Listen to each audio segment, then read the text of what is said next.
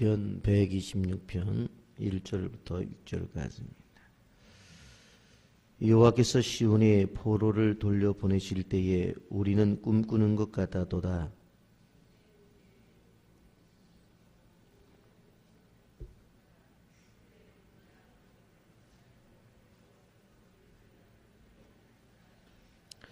여호와께서 우리를 위하여 큰 일을 행하셨으니 우리는 기쁘도다.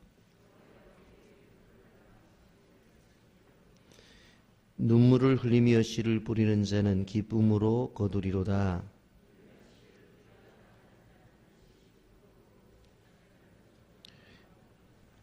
아멘. 44차 특별 새벽기도에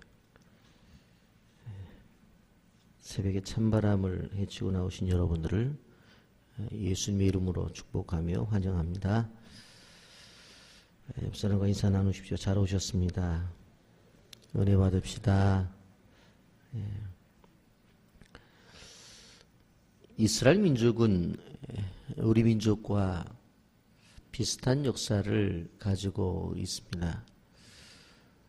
솔로몬 이후 남북으로 분단되어 살다가 북방 이스라엘은 주전 722년에 아수르에게 멸망을 당하고 남방 유다 왕국은 주전 586년에 바벨론에게 멸망을 당하여 포로로 잡혀가게 됩니다. 무려 70여 년 동안 종살이를 하다가 페르시아 왕 고레스 왕 때에 돼서 그들이 민족 해방의 기쁨을 맞게 됩니다. 그들이 해방을 맞게 된 것은 생각해보면 스스로 자신들의 힘에 의해서 해방을 맞은 것이 아니라 바로 다른 사람들의 손길에 의해서 해방이 되었습니다마는 그 일들을 생각해 볼 때 이것은 사람의 힘이 아니라 하나님이 하신 일인데 오늘 성경은 그것이 하나님이 하신 큰 일이었다. 그렇게 표현을 하고 있습니다. 이스라엘 백성들이 돌아오게 되어질 때에 단번에 돌아온 것이 아니라 3번에 걸쳐서 돌아오게 됩니다. 그런데 오늘 시편 126편은 1차 포로 귀한 직후에 쓰여진 민족의 시입니다. 먼저 돌아온 사람들이 하나님 앞에 영광을 돌리면서 아직도 바벨론에 남아있는 이스라엘 백성들이 돌아와야 될 것을 기대하면서 바로 쓴 시가 바로 시편 126편입니다. 오늘 본문 3절 말씀에 보면 이렇게 말씀합니다. 여호와께서 우리를 위하여 큰 일을 행하셨으니 그렇게 말씀합니다. 2절 하반절에도 여호와께서 그들을 위하여 큰 일을 행하셨다. 그렇게 말씀하고 있는 것을 보게 됩니다. 여러분, 이렇게 큰 일을 행하셨다라고 이렇게 말씀을 하면서 이스라엘 백성들만 큰 일을 행했다라고 그렇게 이야기하는 것이 아니라 오늘 2절 중반절에 보면 그때 문나라 가운데서 말하기를 그렇게 말하고 있는 것을 보게 됩니다. 이 문나라라고 표현된 나라들은 어떤 나라들인가? 바로 하나님의 백성들을 비웃던 사람들입니다. 대적하던 사람들입니다. 한마디로 말하면 믿지 않던 사람들이다. 그렇게 말씀을 드릴 수가 있습니다. 과거에는 믿지 않던 사람들입니다. 그리고 이스라엘 백성들을 대적했던 사람들입니다. 그런데 바벨론의 포로로 잡혀갔다가 돌아오는 그것을 바라보면서 야, 저거는 사람의 힘으로 된 일이 아니야. 저거는 저들이 믿는 하나님이 하신 일이야. 정말로 큰 일이구나 라고 그렇게 고백을 했다라고 하는 것입니다. 여러분, 우리가 기억해야 되는 것은 뭐냐면 우리 인생의 삶 속에도 이러한 은혜가 임해진다라고 하는 것입니다. 개인이나 가정이나 교회나 그 과정 속에서 하나님이 늘 지켜주시고 인도하심이 있어야 하는데 그것 자체가 우리 믿는 사람들끼리만 하나님이 도와주셨어. 하나님이 인도하셨어. 하나님이 하셨잖아 라고 하는 고백을 뛰어넘어서 믿지 않는 주변의 사람들도 저렇게 된 것은 저들이 믿는 하나님이 하신 거야. 저들이 믿는 하나님이 이루신 거야 라고 우리의 삶을 바라보며 고백이 있는 축복이 있기를 예수님의 이름으로 축복합니다. 그러면서 그들은 자신들에게 주어진 은혜를 기억하면서 다시 입을 크게 열어 기도를 합니다. 4절 말씀인데 다 같이 함께 봅니다. 시작.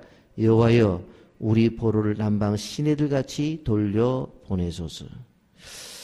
여러분, 이 4절의 말씀은 은혜를 받은 자의 마땅한 기도입니다. 여러분, 나만 잘 됐다고 해서 좋아할 일이 아닙니다. 지금 고통 중에 있는 형제와 자매들을 위해서 기도해야 됩니다. 모든 이에게 내가 받은 은혜와 축복을 함께 받기 위해서 기도해야 됩니다. 자신들은 1차 귀환으로 돌아왔다고 해서 우리는 고향 땅으로 돌아왔어. 아직까지 바벨론에 살고 있는 그 동족들을 향한 관심이 없는 것이 아니라 이렇게 돌아온 것처럼 저들도 돌아와야 된다고 하는 것입니다. 나 혼자 은혜 받고 사는 것이 아니라 함께 은혜 받아야 될 대상들을 생각하며 그들을 위해 기도해야 됩니다. 나 혼자 복을 받는 것이 아니라 함께 복을 받아야 될 대상들을 생각하며 기도해야 되는 것입니다. 오늘 성경은 여기서 이렇게 말씀하고 있습니다. 여호와여 우리 보로를 남방 시내들 같이. 여러분, 남방은 이스라엘에서 가장 건조한 땅입니다. 이러한 곳에 폭우가 쏟아지면 갑자기 시내가 되어져 그렇게 마른 땅에 바로 새싹이 돋아나고 이미 물기가 없어서 고통을 당하는 그러한 나무들이 새 힘을 얻게 되는 것입니다. 한마디로 말하면 나쁜 상황이 갑자기 바로 좋은 상황으로 바뀌어진다고 하는 것입니다. 이스라엘 백성들은 이것을 기도하는 것입니다. 지금은 마른 땅이지만 하나님이 비를 주시면 바로 단비가 임하게 되어지면 생명의 역사가 일어난다라고 하는 것입니다. 이사야 35장 1절과 2절에 이렇게 말씀합니다. 광야와 메마른 땅이 기뻐하며 사막이 백합화같이 피어 즐거워하며 무성하게 피어 기쁜 노래로 즐거워하며 레바논의 영광과 갈멜과 샤론의 아름다움을 얻을 것이라. 그것들이 여호와의 영광 곧 우리 하나님의 아름다움을 보리로다. 여러분, 우리의 인생 속에서 하나님이 주신 은혜가 무엇입니까? 광야, 메마른 땅이 기뻐할 때가 옵니다. 사막이 백합화같이 피어날 때가 온다고 하는 것입니다. 여러분, 이러한 축복이 이 40 새벽 기도를 통해서 우리 모두에게 임하기를 예수님의 이름으로 축복합니다. 그런데 이러한 축복의 내용 속에서 오늘 한 가지 중요한 이야기를 합니다. 눈물을 흘리며 씨를 뿌리라고 말씀합니다. 여러분, 인간은 태어날 때 자기가 웁니다. 그러나 죽을 때는 자기가 우는 것이 아니라 다른 사람이 울어주는 것입니다. 아기가 태어날 때 우는 것은 의학적으로 숨을 쉬게 하며 세상에 태어난 놀라움의 반사작용으로 우는 것이라고 이렇게 이야기를 합니다. 그런데 세상을 살아가는 사람들은 가급적이면 눈물을 흘리지 않기를 원합니다. 그리고 흐른다 할지라도 가급적이면 다른 사람에게 보이려고 하지를 않아요. 여러분, 지금 우리가 살기 좋아졌다고 해서 울지 않는 것이 아니라 감출 뿐입니다. 여러분, 어떤 사람들은 화장실에 들어가서 수도꼭지를 틀어놓고 그렇게 우는 사람들이 있다고 합니다. 예수님도 우셨습니다. 바로 나사로가 죽었을 때에 그의 무덤 앞에 가서 우셨고 장차 멸망할 예루살렘 도성을 바라보면서 우셨습니다. 여러분, 탈무드에 보면 이건 유명한 말이 있습니다. 천국 문은 기도에 대해서는 닫혀 있더라도 눈물에 대해서는 열려 있다. 여러분, 우리가 생각해 보면 말이 안 되는 이야기입니다만은 하나님의 마음을 움직인다고 하는 것은 눈물이라고 하는 그들의 표현입니다. 여러분, 울어야 될 때 울지 않는다고 하는 것은 참으로 안타까운 일입니다. 지금의 세대는 정말로 눈물을 모르는 세대입니다. 오히려 그 반면에 천박한 웃음이 난무하는 세대입니다. 진리에 목말라하고 생명에 목말라하고 하나님의 은혜에 목말라서 눈물을 흘리는 눈물이 필요하다고 하는 것입니다. 여러분, 한 가지 기억해야 될 것이 무엇인고 하면 바로 울 때 그냥 우는 것이 아니라 기도의 씨를 뿌리면서 울어야 된다라고 하는 것입니다. 그래서 본문 시편 말씀에 뭐라고 말을 해요? 눈물을 흘리며 씨를 뿌리는 자는 기쁨으로 단을 거두리로다. 운다고 해서 모든 것을 내려놓고 대책도 없이 아무런 생각도 없이 그냥 우는 것이 아니라 인생을 포기하는 포기의 눈물이 아니라 소망 가운데 씨를 뿌리면서 흘리는 눈물, 그 눈물을 하나님이 요구하신다라고 하는 것입니다. 욥기서 16장 20절에 이렇게 말합니다. 나의 친구는 나를 조롱하고 내 눈은 하나님을 향하여 눈물을 흘린다고 했습니다. 예레미야는 눈물의 선지자였습니다. 그가 예루살렘 도성을 다니면서 눈물을 흘렸던 것은 하나님이 찾으시는 한 사람, 그 한 사람이라도 찾겠다는 의지 속에서 눈물을 흘린 것입니다. 하나님이 우리에게 요구하시는 눈물은 포기의 눈물이 아닙니다. 소망의 눈물입니다. 하나님이 우리에게 요구하시는 눈물은 바로 절망의 눈물이 아니라 하나님이 우리에게 주시는 소망을 가지고 할 수 있다는 생각을 가지고 씨를 뿌리면서 흘리는 눈물을 말씀하는 것입니다. 본문 5절에 이렇게 말합니다. 눈물을 흘리며 씨를 뿌리는 자는 기쁨으로 거두리로다. 여러분, 우리는 기억해야 되는 것입니다. 이스라엘 백성들이 돌아왔습니다. 기름졌던 땅은 잡초와 수목으로 우거졌고 성벽은 무너져 예루살렘 성에는 들짐승이 우글거리고 있습니다. 하나님을 예배했던 성전은 이미 제사가 끊어진 지가 70년이 되어서 이제는 잡초만 무성할 뿐입니다. 그들이 눈물을 흘렸다는 것은 이제 다 끝났구나, 그런 눈물이 아니라 하나님, 왜 이 땅이 이렇게 되었습니까?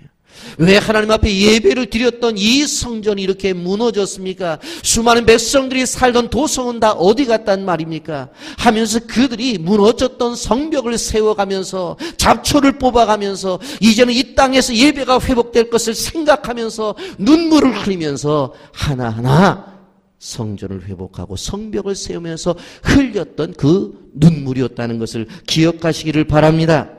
우리의 눈물은 무너짐의 눈물이 아니라 소망 가운데 회복을 생각하면서 눈물을 흘려야 됩니다.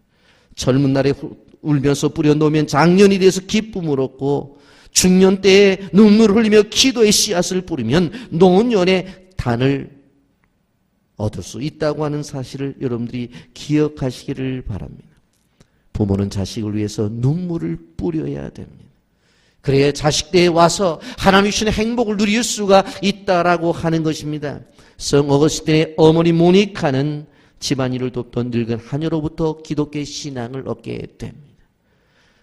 로마의 관원이자 부유한 지주인 청년과 결혼했으나 남편이 예수를 믿지 않아요.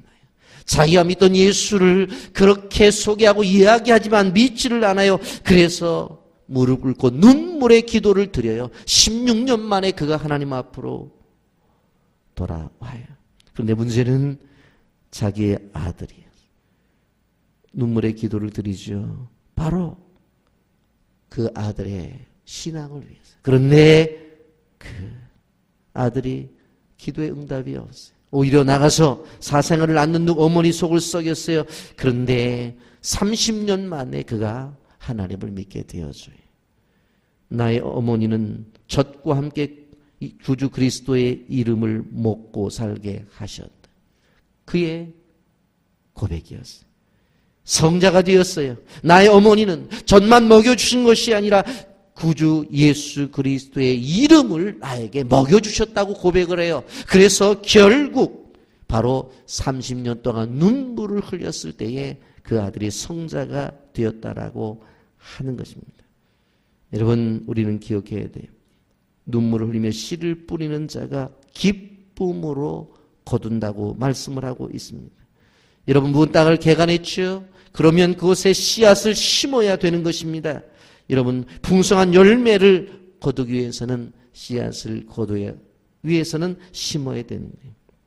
갈라디아서 6장 7절부터 9절은 이렇게 말합니다. 스스로 속이지 마라. 하나님은 업신여김을 받지 아니하시나니 사람이 무엇으로 심든지 그대로 거두리라. 우린 심지도 않고 거두려고 하는 생각을 가지고 있어요. 하나님 정확하게 보시는 분이에요. 정확하게 아시는 분이에요. 사람들은 속일 수 있을지 모르지만 하나님은 업신여김을 받지 아니하신다. 무슨 이야기예요?